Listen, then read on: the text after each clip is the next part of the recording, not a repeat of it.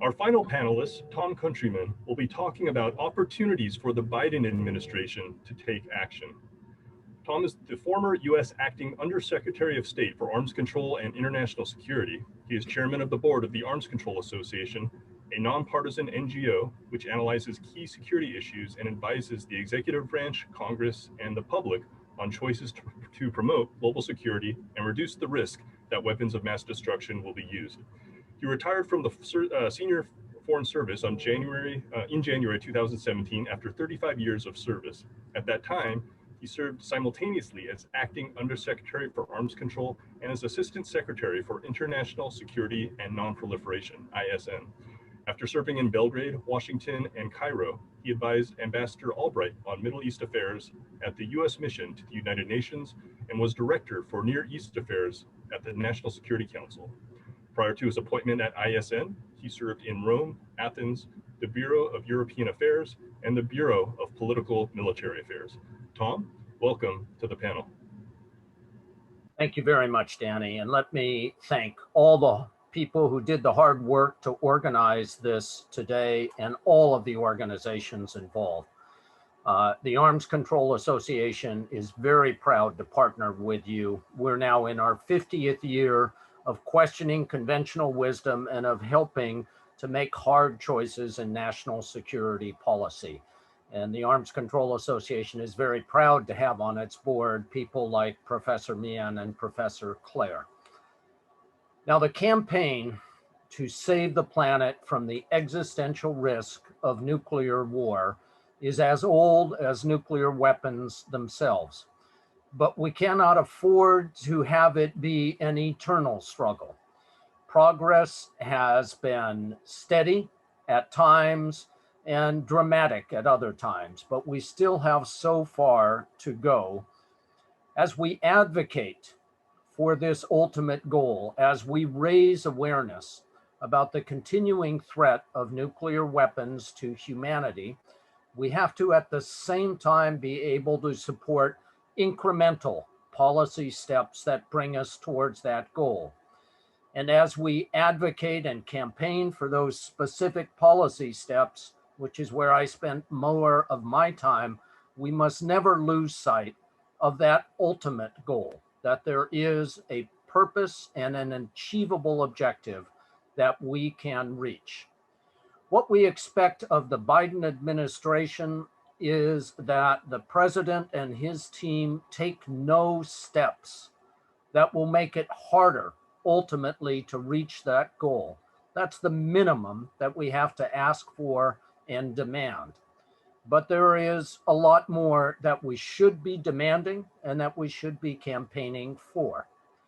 My expectation is that in the year 2020, we will be disappointed at some of the steps that haven't been taken. But at the same time, I expect that we will see more important steps in the direction of a world without nuclear weapons than we've seen from any other president.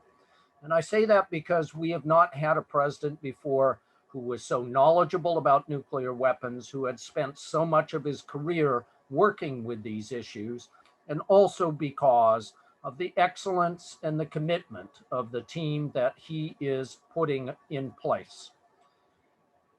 But to meet that expectation and that hope requires citizen engagement. So let me lay out what I expect and hope will be the most important steps that the president can take. And keep in mind, in our American system, it really depends upon the president. Congress is important, but we need to see initiative from the administration. So the first step, I hope, is that the president gives guidance to the military and political structure under his direction before we initiate the next nuclear policy review. In other words, don't wait a year until the bureaucracy has produced something that's incrementally different from previous administrations, but the president needs to be out ahead and giving direction, for example, on topics such as declaring a US policy of no first use of nuclear weapons, or a slightly different formulation of that, of sole purpose of US nuclear weapons. The president needs to say that we are reducing the role of nuclear weapons in our national security strategy. And I was heartened to see just yesterday the president use exactly that language in the interim national security strategy that he has issued. That's an example of giving guidance from the top ahead of what the bureaucracy, of which I was a proud part, ultimately produces for presidential decision. I would hope to see that the president say that we are eliminating a couple of programs that were added by the Trump administration, the SL-76-2 missile and the submarine-launched nuclear ballistic missile, and that he seeks a pause in development of the $250 billion program to build new intercontinental missiles, the ground-based strategic deterrent. Beyond these particular steps that I should be part of the guidance to the Pentagon and to the rest of the government, the president's primary task is to initiate a strategic security dialogue with the Russian Federation that will be regular, frequent, intensive, and comprehensive. And by comprehensive, I mean there are no topics that are taken off the table by either side. At the same time, I hope to see this administration with NATO allies take the lead on practical steps of risk reduction that will reduce the risk that we run into a conventional conflict in Europe that could lead to an escalation in conflict. The president has to get all of this started, but the role of the Congress cannot be ignored.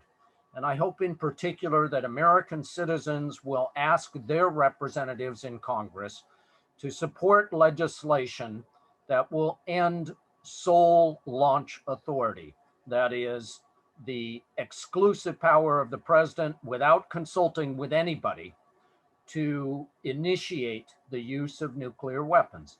It was fairly obvious when Donald Trump was president that that was a bad idea, but no matter who is the president, that is too big a power and too big a responsibility to vest in any one person. And that legislation is in front of the Congress now. I also expect the Congress to have some really tough debates about the defense budget in general, about the nuclear weapons budget in particular, which is above $50 billion a year, and very particular about the ground-based strategic deterrent, the new intercontinental missile now under development. I know some people are watching from overseas, and I hope that allies and friends across the world, particularly in Europe, will push the administration to elevate in importance two topics that actually matter to Europeans more than they matter to the US or Russia, and that is maintaining the Open Skies Treaty and finding an alternative to the INF Treaty so that we can avoid the Euro missile race that we saw 40 years ago. None of this is easy. There are entrenched military and industrial interests that intersect with the political interests of many in Congress. And there is genuine concern about the international environment being more dangerous than it was in previous administrations. But those of us who want to see a different direction in nuclear policy have something powerful on our side. A majority of the United States public favors a world in which no country possesses nuclear weapons. And that's a majority of Democrats, independents, and Republicans. It's important to constantly remind our leadership of that fact. Very few Americans think much about nuclear weapons, and even fewer ever contact their representatives in Congress about it. But the fact is that even a small number of contacts, of expressions of concern, make a difference to the views and the votes of senators and representatives.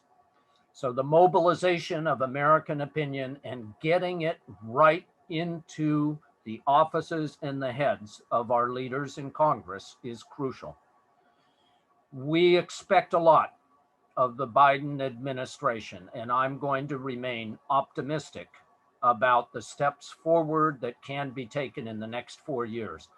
But those expectations are only going to be met if American citizens stand up and speak up. So thank you very much. I look forward to good questions.